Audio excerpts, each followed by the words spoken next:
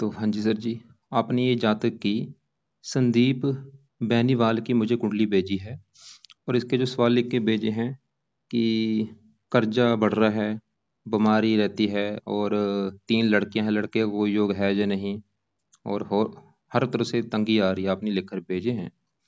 इसकी देखो जी, अगर कुंडली की मैं बात करूँ, कुंडली भाई इसकी मुझे खराब ज़्यादा लगी है, मतलब ज़्यादा ग्रह खराब हैं। ग्रह अच्छे भी हैं, जैसे कि इसका बुध शुक्र शनि गुरु, ये 4 ग्रह तो इसके अच्छे हैं। सूर्य इसका नीच का बैठा है, खराब है। मंगल नीच का है, खराब है। केतु नीच का, खराब। राहु नीच का। 4 ग्रह कुंडली में नीच के बैठे हैं और चंद्रमा वो छठे घर में बैठा है।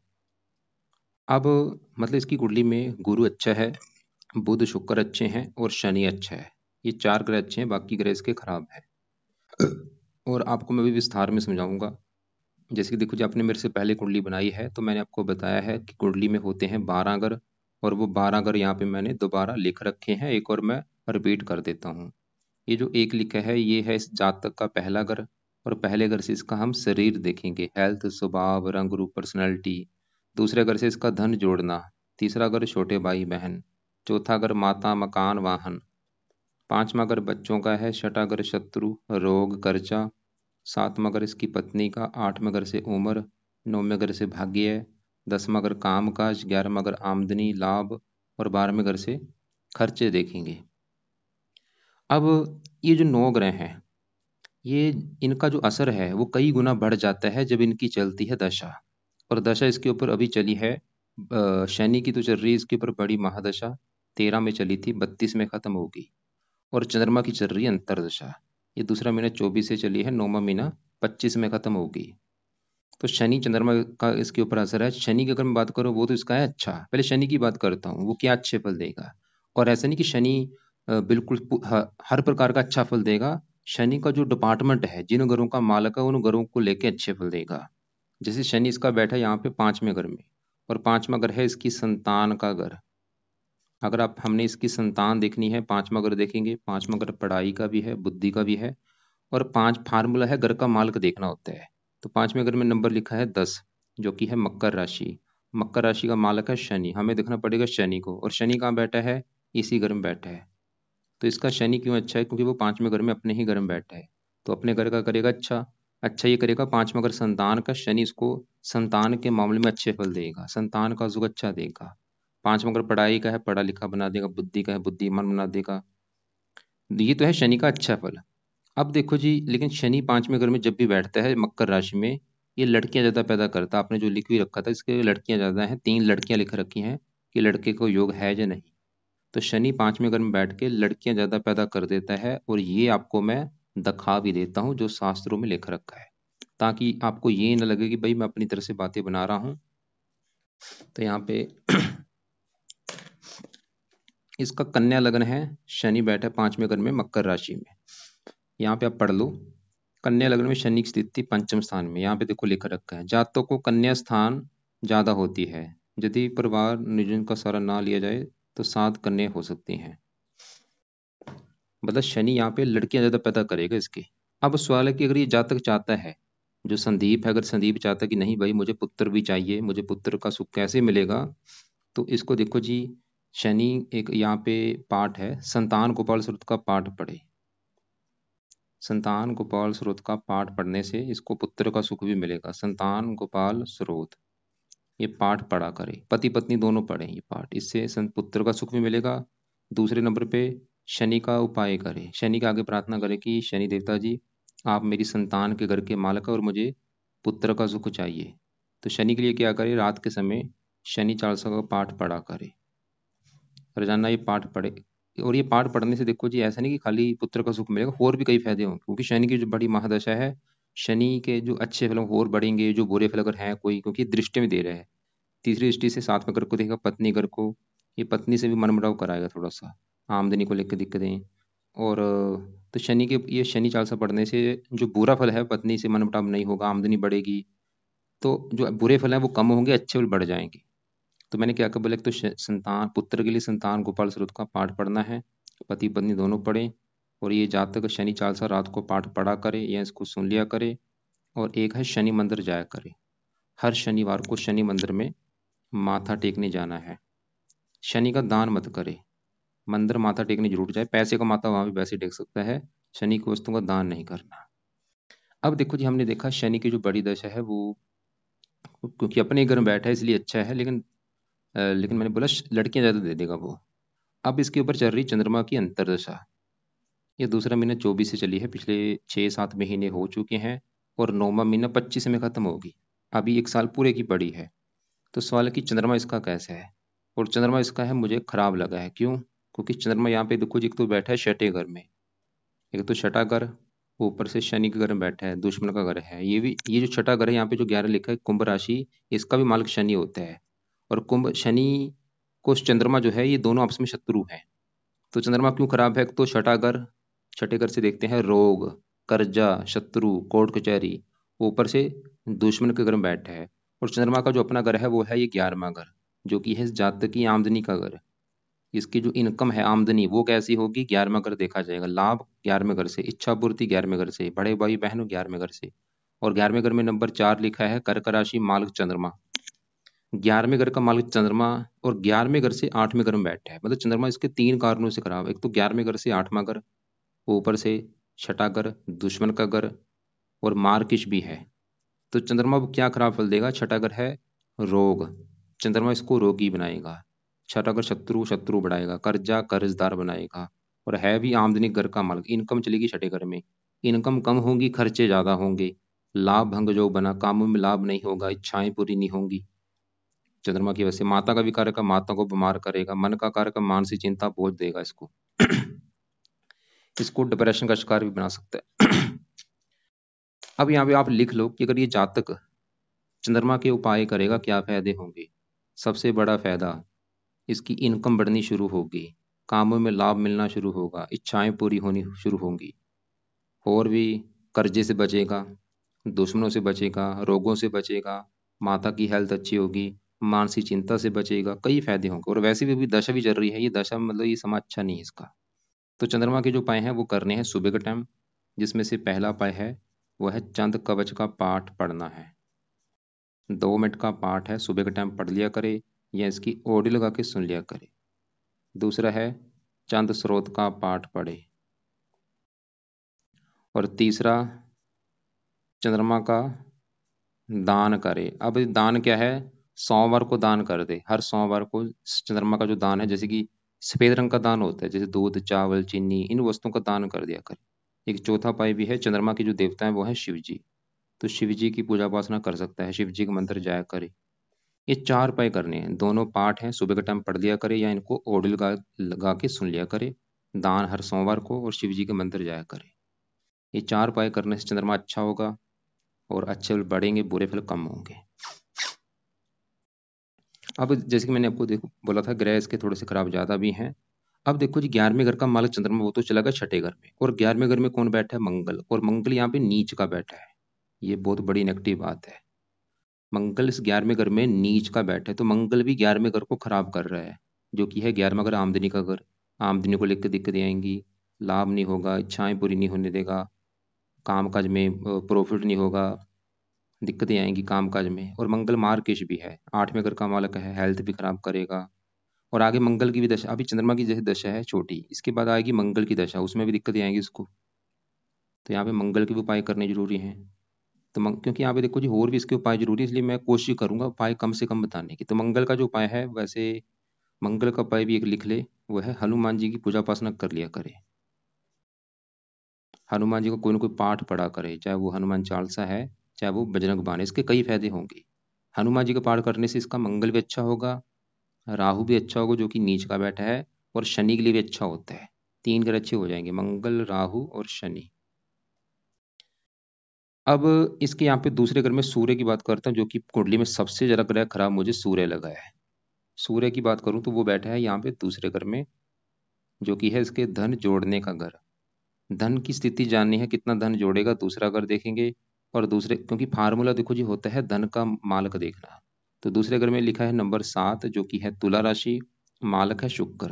तो इसके धन के लिए हमें शुक्र को भी देखना पड़ेगा, और दूसरे घर में बैठे सूर्य को भी देखना पड़ेगा। तो सूर्य इसका क्यों खराब है? क्योंकि सूर्य जहां बैठा है दूसरे घर में, वहां पे 7 लिखा है, तुला राशि में नीच का बैठा है। नीच का है, ऊपर से मार्किश भी है। मार्किश मतलब ये इसका सूर्य का जो अपना घर है वो है ये 12वां घर, और 12वें घर से देखा जाता है हानि। हानि, खर्चा, दान, दंड, हॉस्पिटल, पागल खाना, ये 12वें घर से देखते हैं। और 12वें घर में क्या लिख रखा है? 5, जो कि सिंह राशि, माल किसका बना? सूर्य है। और सूर्य कहाँ बैठा है? धन के घर में, नीच का। तो सूर्य इसके धन की हानि करेगा, मतलब 12वां घर हानि, हानि चलेगी धन के घर में, धन की हानि होगी। 12वां घर खर्चा, खर्चा धन। सूर्य इसकी सबसे बड़ी दिक्कत जो लाइफ में देगा, इसके धन को लेके देगा, क्योंकि सूर्य बैठा है धन के घर में नीच का, मतलब इसको धनी बनने नहीं देगा। इसका धन उल्टा खर्च होगा, बहुत ज्यादा धन की हानि होगी। धन की हानि कैसे होगी? धन खर्च कैसे होगा? जहाँ तो इसका धन जो है वो चोरी हो सकता है, या धन को आग लग जाएगी, या धन जुए के रूप में हार जाएगा, या धन टैक्स के रूप में चला जाएगा, या धन को लेके और कोई दिक्कत आएगी इसकी सूर्य की वजह से। और अभी जैसे अभी चंद्रमा की दशा, इससे पहले इसकी सूर्य की भी दशा थी, उसमें भी दिक्कत आई होगी इसकी, क्योंकि ये ग्रह ज्यादा एक्टिव होता है। ये आपकी दशा भी इसकी मैं दिखा देता हूँ। जैसे देखो जी, यहाँ पे बड़ी दशा है अभी शनि की, और छोटी दशा है चंद्रमा की। इससे पहले थी सूर्य की दशा, जो कि तीसरा महीना 23 से चली थी, और दूसरा महीना 24 में। ये चाहे नोट कर भी लेगा, इसमें इसको काफी धन को लेकर दिक्कतें आई होंगी। अभी चंद्रमा की दशा है वो भी खराब है, मंगल की दशा आएगी वो भी खराब है, राहु की दशा आएगी, नीच का बैठा है। मतलब अभी जो छोटी दशाएं आ रही वो सही नहीं है, बड़ी दशा तो ठीक है, शनि का है। तो सूर्य हमने क्या देखा? एक तो 12वें घर का स्वामी मार्केश, कुंडली में प्रबल मार्केश। इस कुंडली में देखो जी, सूर्य भी मार्केश है, मंगल भी मार्केश है, और चंद्रमा भी मार्केश है। तीनों ग्रह जो मार्केश है, तीनों ही बुरी तरह से खराब है। तो सूर्य का जो बुरा फल, मैंने क्या बोला, क्या बुरा फल है इसका? धन के रिगार्डिंग, धन की हानि होना, धन खर्च होना, धन को लेकर दिक्कत आना, धन फंस जाना, धनी धन लाइफ में पूरी तरह से ना आना। तो सूर्य के उपाय भी इसके लिए जरूरी हैं। क्या उपाय हैं? अब देखो जी, जो ग्रह खराब उसके उपाय तो मुझे बताने पड़ेंगे। तो सूर्य का पहला उपाय है, ये जातक सूर्य को जल दिया करे। जल क्या काम करेगा? ये शांत करेगा, इसकी पावर कम करेगा। दूसरा उपाय, सूर्य का दान करना है। अब दान करने से क्या होगा? सूर्य की ये भी पावर कम करता है, 19 को 0 कर देगा, मतलब इसको शांत कर देगा। तो जल और दान। दान कब करना है? हर संडे को दान करना है, जल रोजाना देना है। तीसरा उपाय है, सूर्य कवच का पाठ पढ़े। ये कवच का पाठ पढ़ने से इसके बुरे फल कम हो जाएंगे। चौथा उपाय, सूर्य का एक पाठ है जिसे कहते हैं शिवोक्त, यहाँ में लिख देता हूं मैं, शिव शिव प्रोक्त। शिव प्रोक्त सूर्य अष्टकम का पाठ है ये। शिव प्रोक्त सूर्य अष्टकम, ये पाठ पढ़ने से जो ये सूर्य का पाठ, इस पाठ पढ़ने से लाइफ में धन आता है, धन की कमी नहीं रहती, ये पाठ जो पढ़ता है। तो ये सूर्य का पाठ है। ये 4 उपाय देखो जो मैंने लिख रखे हैं, कि सूर्य को जल देना है रोजाना, दान सूर्य का करना है हर संडे को, सूर्य कवच का पाठ सुबह के टाइम पढ़ना है रोजाना, या इसको सुन लिया करे। और शिव शिव प्रोक्त सूर्य अष्टकम का भी पाठ जहाँ तो पढ़ ले, या इसको सुन लिया करे यूट्यूब पे ऑडियो लगा के। बाकी लाल कपड़े कम यूज करे, लाल वाइट नीले ये कपड़े कम यूज करे। तो हमने देखा जिसका शनि देखा, जो कि है तो अच्छा, चंद्रमा देखा वो अच्छा नहीं है, मंगल नीच का बैठा है इसलिए खराब है, सूर्य नीच का है। लेकिन अब यहाँ पे एक अच्छी बात है, वो ये है कि सूर्य हमें क्यों खराब लगा, क्योंकि वो नीच का बैठा है। लेकिन सूर्य के ऊपर पड़ रही है शनि की 10वीं दृष्टि, इसकी वजह से सूर्य का जो बुरा फल है वो काफी हद तक कम हो चुका है। मैंने क्या बोला? सूर्य के जो बुरे फल है उसमें कमी आ रही है, शनि की दृष्टि पड़ने की वजह से काफी हद तक शनि सूर्य के बुरे फलों में कमी आ जाएगी, जो कि एक बहुत अच्छी बात है। अब आगे बढ़ते हैं। आप ये जो नौवां घर है, नौवें घर से भाग्य देखा जाता है। अब नौवें घर में केतु बैठा है, जो कि यहाँ पे नीच का बैठा है। कमाल की बात है भाई, केतु भी इस नौवें घर को खराब कर रहा है, भाग्य की हानि कर रहा है, कि जातक का भाग्य साथ नहीं देगा। अब इसको भी सही करना पड़ेगा। इसके लिए क्या करना पड़ेगा? इसका भी शांत करना पड़ेगा। इसका भी पहला उपाय है कि जातक केतु का दान करे। क्या दान है? कुत्तों को रोटी रोजाना डाल दिया करे, ये दान में आएगा। दूसरा उपाय, रात के समय केतु कवच का पाठ पढ़ना है, या इसकी ऑडियो लगा के सुन लिया करे। अब यहाँ पे तीसरे घर में बुध शुक्र राहु बैठे हैं। तो राहु की बात करूं, वो भी यहाँ पे नीच का बैठा है, ये जो 8 लिखा है वृश्चिक राशि में नीच का बैठा है। और राहु तीसरे घर को भी खराब करेगा, फजूल की भागदौड़ होगी। और ये शुक्र बुध को भी थोड़ा सा पीड़ित कर रहा है, दृष्टियां भी है, पत्नी घर को देख रहा है, पत्नी से मनमुटाव, और भी राहु की भी दशा में दिक्कतें बढ़ेंगी, आगे दशा आएगी इसकी। तो राहु का भी 2 उपाय अभी कर ले। पहला उपाय है, एक तो राहु का भी दान करे, जो कि मैं वीडियो आपको भेज दूंगा। केतु का दान मैंने बोला कुत्तों को रोटी डालना है, राहु का दान मैं वीडियो भेज दूंगा। और दूसरा उपाय राहु कवच का पाठ रात को पढ़ना है, या इसकी ऑडियो लगा के सुन लिया करें। बाकी इसके पहले घर में गुरु बैठा है, वो इसका अच्छा गुरु है। इस घर का मालक 7वें घर का, जो कि है पत्नी का घर। पत्नी के लिए 7वां घर, 7वें घर में 12 लिखा है, मीन राशि, मालक गुरु। पहले घर से अपने घर को देख रहा है। गुरु वैसे पत्नी के लिए अच्छा है, और गुरु इसके पहले घर का भी अच्छा करेगा, जो कि पहला घर इसका है शरीर, सेहत, स्वभाव, रंग, रूप, पर्सनैलिटी। शरीर के लिए अच्छा है, सेहत, स्वभाव, रंग, रूप, पर्सनैलिटी। और गुरु चौथे घर का मालक है, जहाँ पे 9 लिखा है। चौथा घर मकान वाहन के लिए अच्छा है, गुरु की दशा अच्छी जाएगी। बाकी तीसरे घर में बुध की बात करूँ, बुध है 10वें घर का मालक, जहाँ पे 3 लिखा है, मालक बुध। 10वां घर काम काज के लिए अच्छा है। और पहले घर का मालक शरीर, शरीर अच्छा, सेहत, स्वभाव, रंग, रूप अच्छा। शुक्र की बात करूँ, दूसरे घर का मालक धन, मेहनत के घर बल पर धन कमाएगा, और 9वें घर का मालक है। तो हमने क्या क्या देखा जी, एक बार मैं रिपीट कर दूं।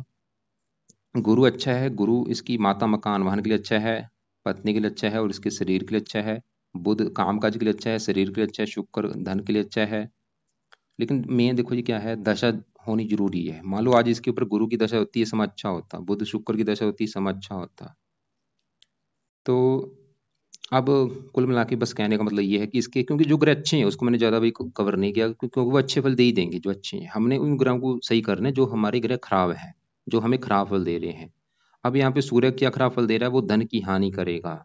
मंगल क्या खराब फल देगा, आमदनी कम करेगा, खर्चे बढ़ाएगा। चंद्रमा इसको कर्जदार बनाएगा, आमदनी कम कर देगा। केतु इसके भाग्य की हानि कर रहा है, राहु फजूल की भाग दौड़ कराएगा। शनि ठीक है, जिसकी बड़ी दशा है। तो अब एक बार मैं दोबारा लिख देता हूँ कि क्या क्या उपाय मैंने बताए हैं। और कुछ उपाय देखो जी हैं सुबह के टाइम, कुछ है रात के समय।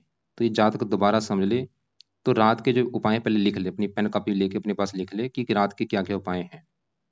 रात के समय एक तो इसने पढ़ना है शनि चालीसा का पाठ, रात के समय रोजाना ये पाठ पढ़ ले, चाहे इसको सुन लिया करे।